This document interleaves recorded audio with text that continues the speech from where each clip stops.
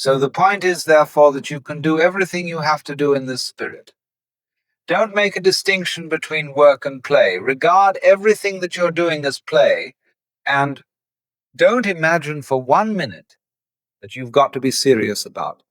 We live in a world where almost everyone believes quite sincerely that something is wrong with them, that they ought to be more this or less that, smarter, kinder, more disciplined, more enlightened, less anxious, less angry, less human. And so they go chasing endlessly after some future version of themselves, always just around the bend, where they finally get it all right. But I'd like to suggest something a little scandalous, that there is absolutely nothing wrong with you at all. What if I told you that your very being, this moment, this breath, this strange and sacred sense of I am is already perfect?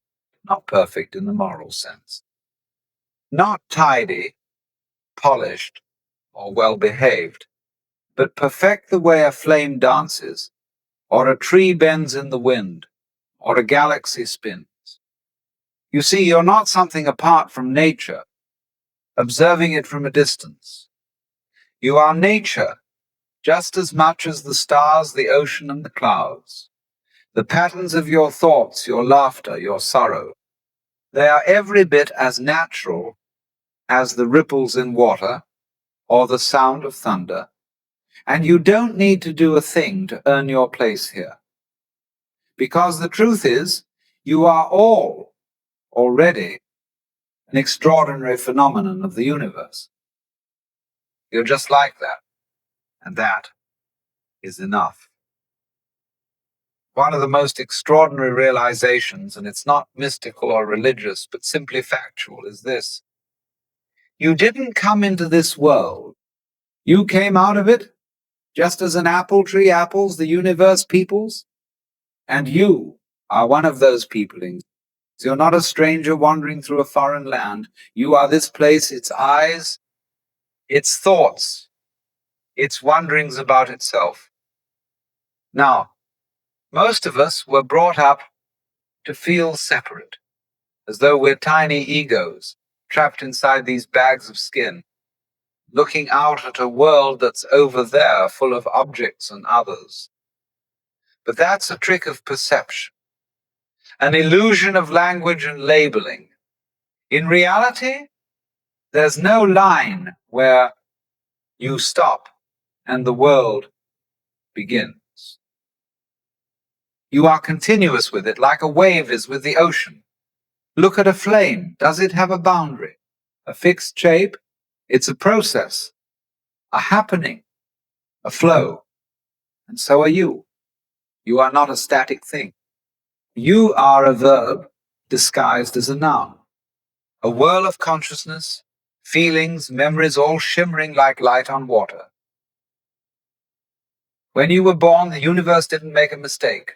It wasn't trying to test you, fix you, or mold you into something better.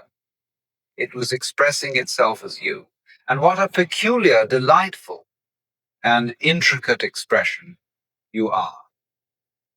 No one else has your exact rhythm, your exact voice, your particular pattern of laughter and silence. That isn't random.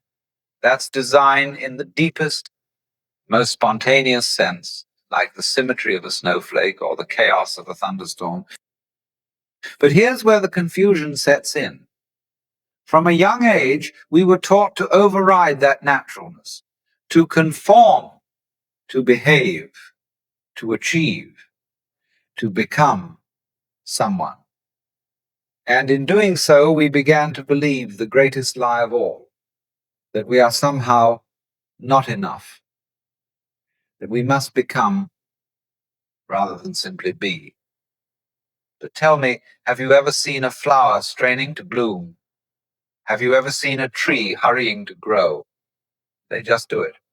They unfold because they are that unfolding. You too are unfolding. You too are nature playing itself out. And so the invitation is this, to remember not to strive. to awaken to what has always been true, not just in books or doctrines, but in your bones and your breath.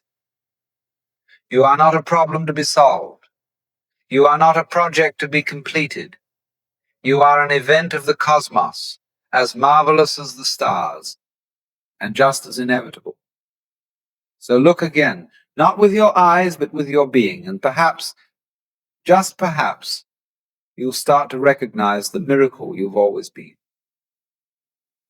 Now, I know when someone says, there's nothing wrong with you, the conditioned mind resists. You might think, but what about my past, my failures, my guilt, my habits, my shame? And yet, all of that too is part of the play, part of the process. Not wrong, just misunderstood.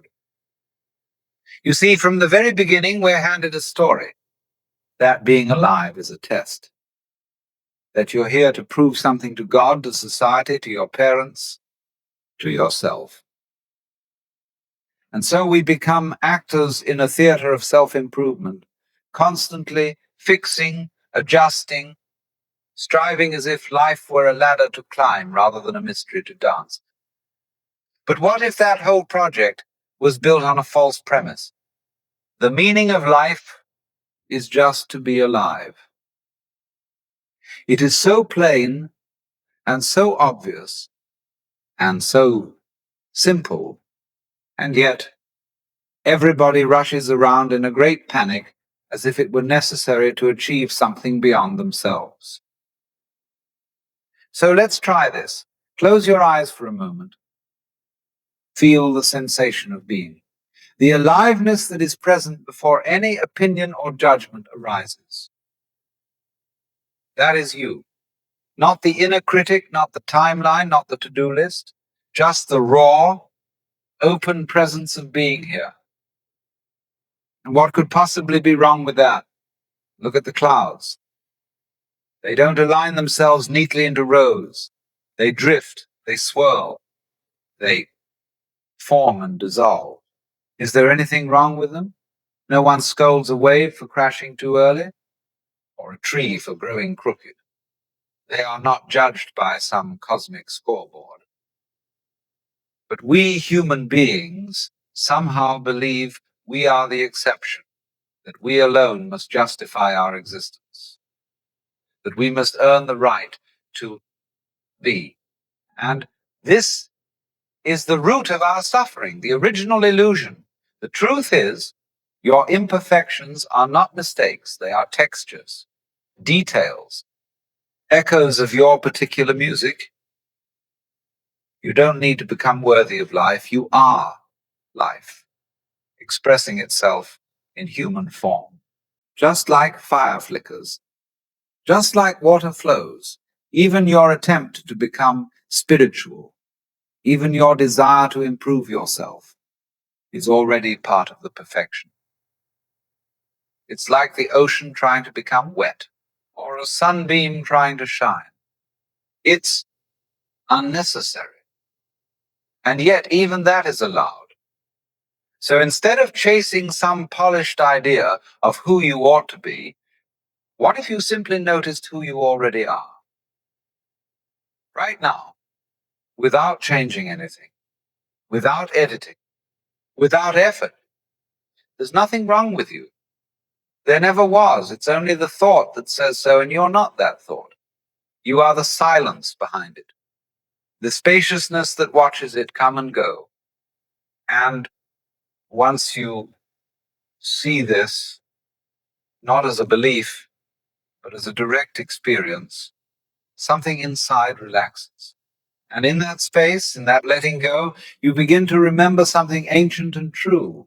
You are nature wild, vast, unfinished, and beautiful. And you are just like that. You see, when I say you don't need to do anything, I don't mean you should sit still like a lump of stone. No. No. I mean something far subtler. I mean you don't need to strain to be what you already are. You don't push the river, you float with it. Because the river is doing the flowing not you. And in the same way, life is living itself through you. Birds don't sing to impress. They sing because it is their nature.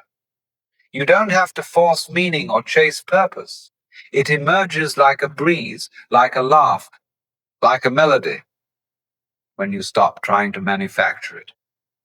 Effortless action, as the Taoists say.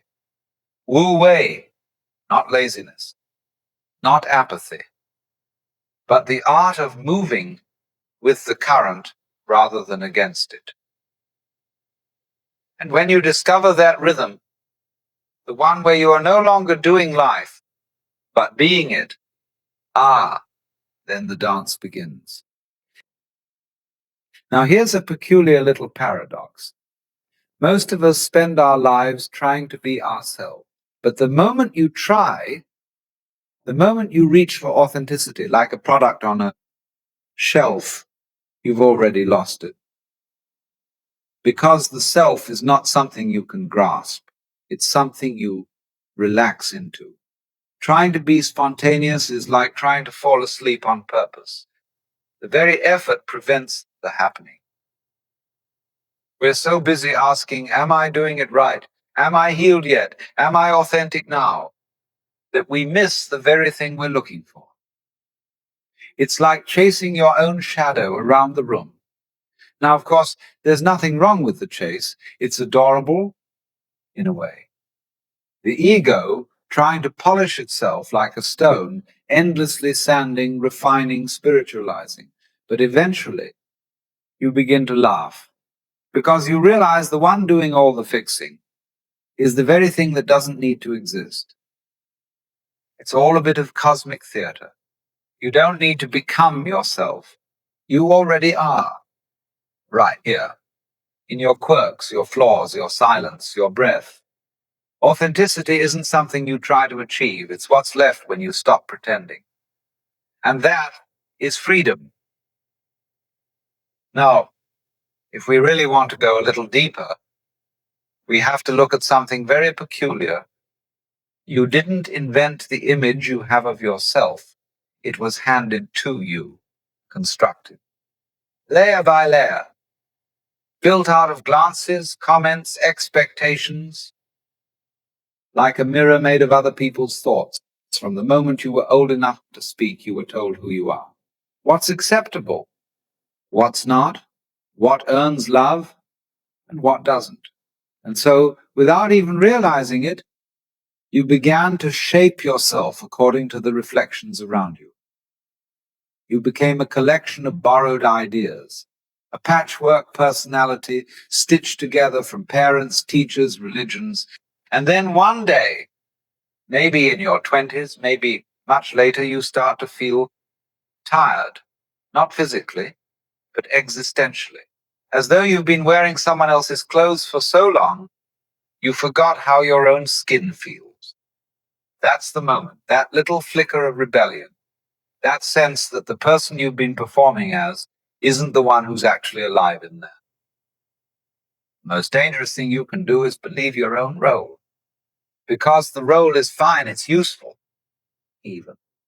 But it's not you. You are what's playing the role. You are the actor, not the mask. But society teaches you to mistake the costume for the being. You become the good girl, the strong man, the productive adult, and forget that you're also a storm, a poem, a mystery. And so when people say, be yourself, what they often mean is, be the version of yourself we like the most. But that's not freedom, that's still a performance. The real task is to see through the performance. Not to destroy it, you don't need to rebel with clenched fists, but to recognize that it's just a costume. And when you see it as such, you can finally take it off, or wear it playfully, like a child in a mask. Because the one underneath, that's the real you. The one who doesn't need to be impressive, who isn't worried about being liked, who doesn't have to be good, or enlightened, or enough. That one, the silent, observing, breathing aliveness behind all the stories was never broken and never needed fixing. It only needed remembering. So then, what's left if you are not the voice in your head, not the roles you've been assigned, not the identity you've spent years defending? What remains? Silence. Not the absence of sound, but the kind of silence that listens. The space in which all thoughts arise and fade. The stillness behind the movement. You see, awakening is not a matter of adding anything. It's not about gathering spiritual merit badges or perfecting your personality. It's a matter of subtraction, of unlearning. Like a muddy pond clearing when the stirring stops, you don't need to do anything for clarity. You simply allow the mud to settle. But most people are afraid of that silence, because in silence the ego cannot speak. And without noise, it begins to disappear. Yet that's where your real nature is hiding. Not in the effort, but in the ease. Not in the struggle, but in the surrender. The self, the true self, isn't discovered by thinking more, but by thinking less. By looking inward, not with judgment, but with wonder. And in that gentle noticing, you begin to feel it, a quiet hum behind your chest, a spaciousness where the need to become finally dissolves. And what's left is being pure, present, unconditioned, just like that. So then, how does one live like this, without all the grasping, the fixing, the polishing? Well, like the sky. The sky doesn't hold on to the clouds, doesn't chase the sun or argue with the storm. It just lets things pass through. And you, if you stop clinging so tightly to your story, can live like that too. No need to constantly edit yourself, no need to be better all the time. Because once you realize you are the sky and not the passing weather, everything becomes a little lighter. You begin to trust life more. Not because you figured it all out, but because you no longer believe you need to. There's a rhythm to things, a timing that doesn't belong to the clock, but to the heart. And when you stop pushing so hard, you can actually hear it. And that's the irony, isn't it? When you stop trying so hard to live the right way, you begin living the real way. More wonder, less control, more play, less proving. Because trees don't strive to be trees, and waves don't try to crash correctly. They just are. And so are you. So let yourself be lived. Let life happen through you without interference. Because you are just like that, and that is more than enough. And so we return to the beginning, to that strange and wonderful statement, there is nothing wrong with you at all, not as a comforting sentiment, but as a radical, liberating truth. You are not something broken that needs to be repaired. You are not some spiritual project waiting to be completed. You are in this very moment an unfolding mystery, a ripple in eternity, a brief song in the great silence. And if you can see yourself in the right way, not through the eyes of judgment or self-doubt, but as a phenomenon of nature like fire or clouds or galaxies, then you will see you were never separate. You were never too much. You were never not enough. You were just like that. Not perfect, but whole. Not flawless, but complete. And all that's left is to remember, to drop the pretense, to breathe in and simply be. Because once you stop chasing after some future version of yourself, you realize you've been home all along. Not in the world's idea of success, not in someone else's approval, but in your own quiet presence, in the simple sacred fact that you exist. And that is quite enough.